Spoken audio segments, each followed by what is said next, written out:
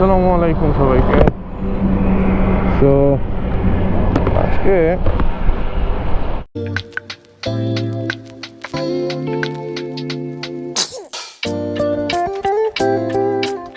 মাই god, রাস্তায় তো বাস ভালো বেপরোয়াভাবে চলাফেরা করতেছে। তো যাই হোক, আজকে কথা বলবো একটি ইম্পর্টেন্ট একটা ব্যাপার নিয়ে। সেটা হলো, আমরা যারা মোটর ব্লগ করি, এই অংশটাকে পার করি, তারপরে বলতেছিলাম যে রাস্তায় প্রচুর পরিমাণে বাসের জ্যাম, বাসের চাপ পড়ে গেছে এই জায়গায়। তো একটা কথা হলো যে এই ব্যাপারটা আমরা যারা মোটর ব্লগিং করি তাদের সবচেয়ে বড় প্রবলেমটা হলো অডিও। লাইক আমরা মোটর ব্লগারদের অডিওটা যদি খুব চেয়ারফুল যদি না হয়, তাহলে কন্টেন্টটা আসলে ওইভাবে ফুটে ওঠে না। তো এই জন্য মোটো ব্লগারদের ক্ষেত্রে বা আপনি যেইখানেই ব্লগ করেন না কেন, আপনার সাউন্ড ক্যাপচারিংয়ের ব্যাপারটা খুবই জরুরি থাকে।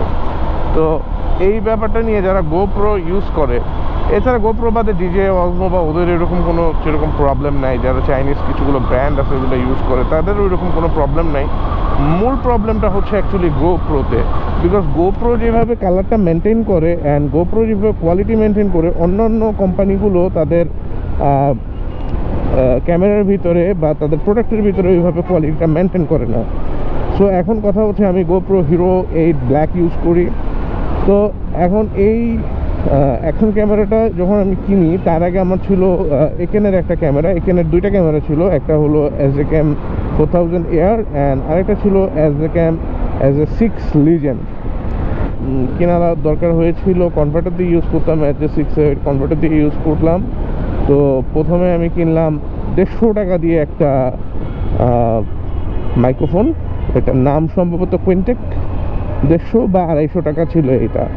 অ্যান্ড দেন সেটা দিয়ে কাজ কিছুদিন করার পরে দেখলাম যে না, ওইটা সাউন্ড প্রপারলি ক্যাপচার করতে পারে না। অ্যান্ড দেন এটার পরে কিনলাম আরেকটা, সেটার নাম নাই, সেটাও ব্র্যান্ড ছাড়া, কিন্তু এটারও অনেক রিভিউ দেখছিলাম। তো ওইটাও কিনলাম, ওইটাও 210 টাকার মতো নিল, দারাজ থেকে কিনলাম। দেন ওইটাও আমাকে স্যাটিসফাই করে নাই। দেন আমি যখন ভাবলাম যে না, এবার আমার গোপ্রোতে শিফট করা উচিত, গোপ্রো আমাকে বেটার কোয়ালিটি দিবে। তো গোপ্রোতে শিফট করার জন্য আমি, আল্লাহ, রাস্তায় এত জ্যাম কেন? না, এইটা মানানসই হলো না, এত জ্যাম, এটা মোটেও মানানসই না। এখন বাজে 10:51,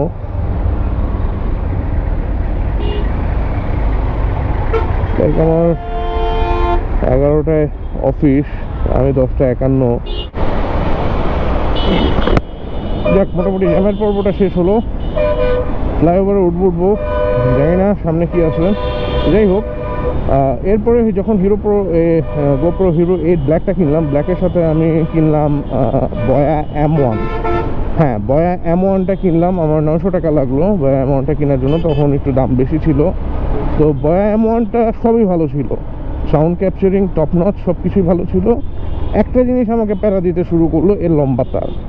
মাই গড, বয়া M1-এর যেই পরিমাণে তারটা ছিল, এই তারটা অনেক বড় ছিল।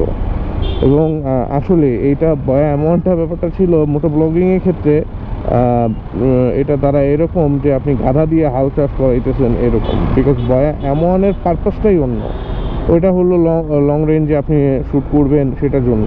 তো এইটা এখন ভোগাইতেছিল, মানে লিটারেলি আমি বলি, যখন এটার একটা কনভার্টার থাকে, বয়া M1-এর এরকম গোল একটা কনভার্টার থাকে মোটামুটি বড়, যেটার ভিতরে ব্যাটারিটা ইনপুট করা হয়।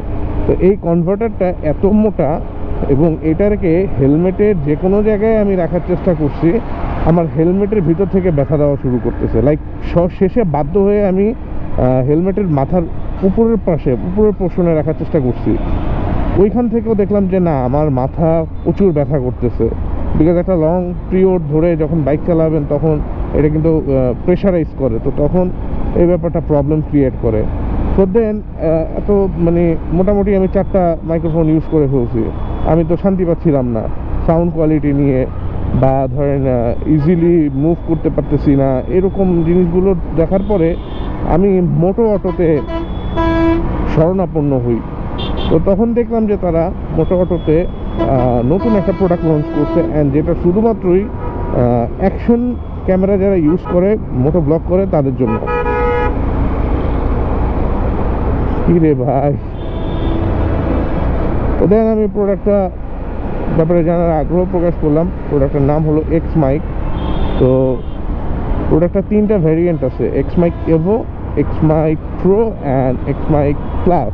তো ওনারা সব ইউটিউবারদের সাজেস্ট করে যে প্লাস মডেলটা নেওয়ার জন্য, যদিও ওনারা এটাও বলে যে ইভো প্রো প্লাস তিনোটাই একই, জাস্ট 19-20 তফাৎ আর কি। তো যাই হোক, আমি ইভোটা নিলাম বিকজ আমি দেখতে চাচ্ছিলাম যে আসলে প্লাসের কাজটা যদি আমি ইভোতে করতে পারি তাহলে তো আমার 1200 টাকা দিয়ে নেওয়ার দরকার নেই। সো এই জন্য আমি আগে ইভোটা নিলাম, বিকজ আমি হয়তো এটা অন্য কাউরেও দিয়ে দিতে পারবো।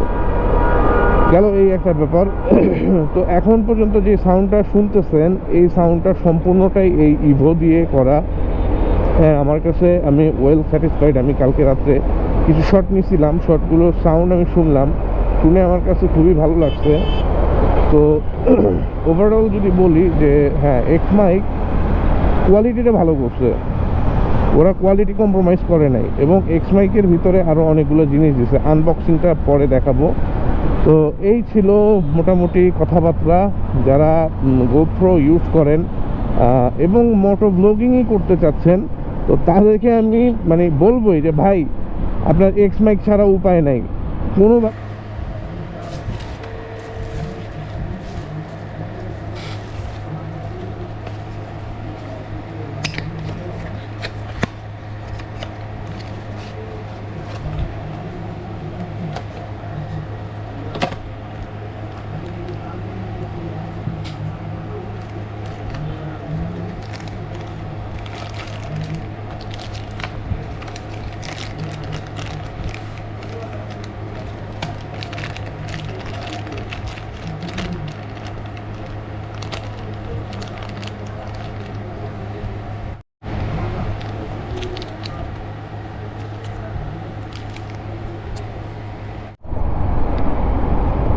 তারটা একটু শর্ট এবং তারের কোয়ালিটিটাও খুব ভালো লাগছে দেখে। তো এই বাজেটে ধরেন 700 থেকে 1000 টাকার বাজেটে আপনি একটা ভালো যদি মাইক্রোফোন ইউজ করতে চান, তাহলে হ্যাঁ, আপাতত বলতে পারি যে এক্স মাইক বাজারে বেস্ট হবে। অ্যান্ড ওরা অলরেডি ক্লেম করতেছে যে এক্স মাইকের যে কোয়ালিটিটা সেটা রোড লেভেলের, বাট আমি ইভো ইউজ করতেছি। ইভো ইউজ করার পরে আমার কাছে মনে হচ্ছে না যে এটা রোড লেভেলের, বাট হ্যাঁ, এটা বয়ার থেকে ভাই 1000 গুণে ভালো। আপনাদেরকে অনেক ধন্যবাদ। আর এটা দেখবেন যারা ব্লগার আছেন, নতুন শুরু করতে চাচ্ছেন, অথবা আপনারা মাইকের ইস্যুতে ভুগতেছেন, সাউন্ডের ইস্যুতে ভুগতেছেন, তারা অবশ্যই এই এক্স মাইকটা দেখতে পারেন। আমি সাজেস্ট করব যে হ্যাঁ, আপনার বাজেটে যদি প্রবলেম না থাকে, আপনি ডাইরেক্টলি প্লাস মডেলটাই কিনে নেন, যেটা 1200 টাকা, আর ইভোটা হলো 750 টাকা, আরেকটা আছে প্রো মডেল, ওটা হলো 900 টাকা। তো তিনোটাই হোপফুলি ভালো হবে। তো এবার আপনি আপনার বাজেট অনুযায়ী একটা কিনে নেবেন, কোনো সমস্যা নেই। মোটামুটি এখন আমাদের সব ব্লগাররাই এটাই ইউজ করতেছে। তো ভালো থাকেন সবাই, আমার জন্য দোয়া করেন যাতে সুস্থভাবে থাকতে পারি জ্যাম খাওয়ার পরে এইভাবে। আল্লাহ হাফেজ সবাইকে।